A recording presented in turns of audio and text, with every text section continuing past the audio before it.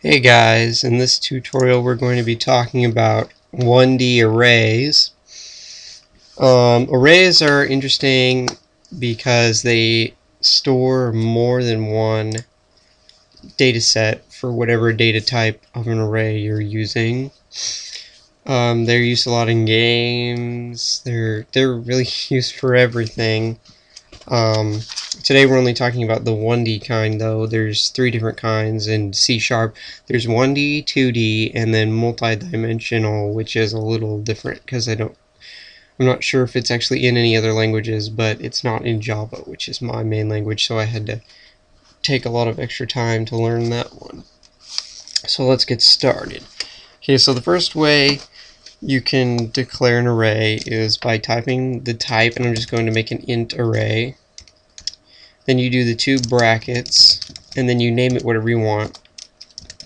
And then you say that int is equal to a new int. And then inside these brackets here, you have to put in a size. Whenever you create an array, it creates an array of the size that you've dictated here. But and then you access those elements by using what's called an index. So let's set so like you have the first number, and then this second number, third number, fourth number, fifth number, sixth number, all the way up to the 10th number. But whenever you number the indexes, it doesn't start at 1, it starts at 0. So in order to find the highest numbered element in an array, you take the size and subtract 1 from the size. So you could go grades and then 0, oops, wrong spot, sorry, equals, let's just say not 80. That would set the first element in the grades array equal to 80. So how this works, let me open up Paint real quick. Paint. And let me just draw what this would look like for you. Okay, so there is your array basically. Let me draw some lines. And then each of I'm really bad at this. Each of these lines, or each of the little boxes inside of this really long box, is one of your arrays. And now this one is the first one, it's 0. This one is 1. This one is 2. This one is 3. This one is 4, 5, 6, 7, and there's actually supposed to be an 8 and a 9 here, but it goes off screen and I didn't draw enough spaces. But you get the idea. So this one in our array that I just made, this stores the number 80. And now I can actually go in and say grade brackets 1, grade brackets 2, grade brackets 3, grade brackets 4, 5, 6, and 7, all the way up to 9, and say that, and set those all equal to a number.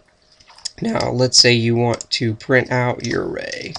Let me go ahead and add my, whoa, that's never happened, console.readLine statement here, just so it doesn't close out on me.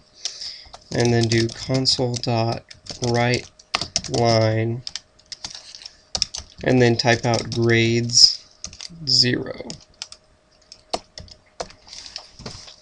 And then let me run it. And it comes up with 80. It printed out 80 because that's what I stored in the 0 element of that.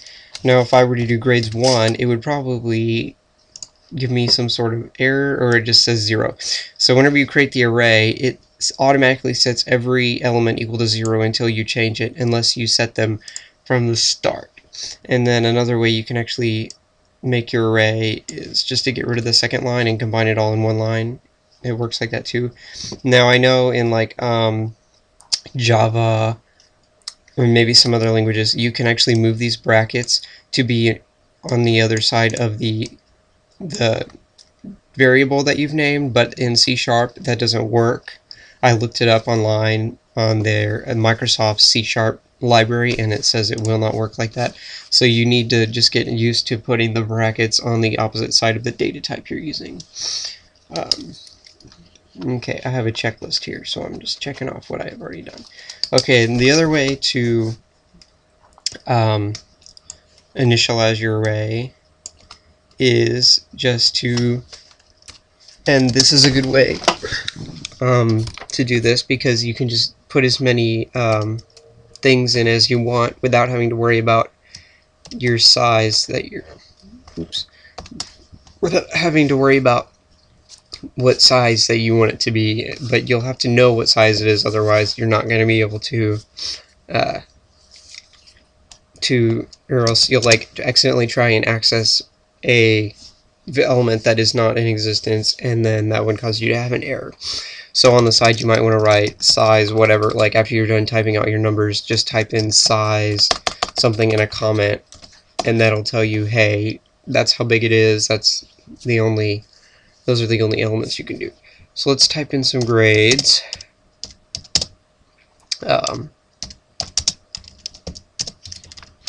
Okay, so now this array is of size 1, 2, 3, 4, 5. And like I said before, the numeration starts at 0, so this is element 0, 1, 2, 3, and element 4. It only goes, it's 1 minus the size. So if your size is 5, then your greatest element you can access is 4. Now what were to happen if I tried to access element 5 and set it equal to 76? Well, this would give me an error because it does not exist. It doesn't tell me until I actually build it in the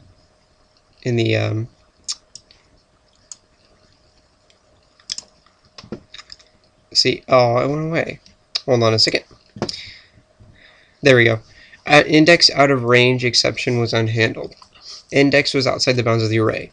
It says this because I tried to access and change an element of my array that does not exist. You can't do that, or else you will have error upon error upon error. Let me check off some of this stuff on my list. Printing out array elements. Someone's on the phone. Hold on. Okay, I'm back. One other thing you can do with your array is you can actually change the size of an array in C#. There are no dynamic versus static arrays in C# like there are in Java and whatever language uses static and dynamic arrays. I don't really know. But a tricky thing that you have to remember is that once you change the size of the array, it will reset all of your numbers. So let's print out grades 3. And then we'll do grades. All you have to do to change it is grades equals new int 10. And then we'll do console dot write line again 3. And then run it, and it should print out 99, yeah, and 0, which it did. Okay, but the only other way for you to fix this is for you to actually copy this down here, and then just keep on adding numbers like 65, 55, 78, etc. And that's the only way to fix that. Why is it giving me an error? Invalid expression term. I don't think that's... Huh. I guess I'm going to let you do that.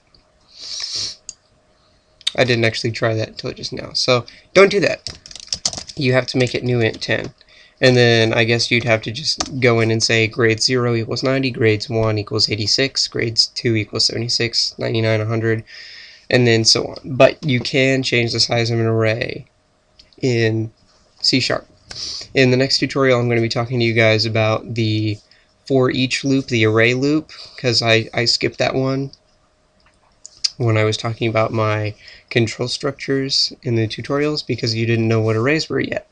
So we're going to do that next time, and then after that we'll do 2D arrays, then multidimensional, and hopefully after that I'll be able to get back to some OOP, which is going to be super fun. Alright, see you guys later.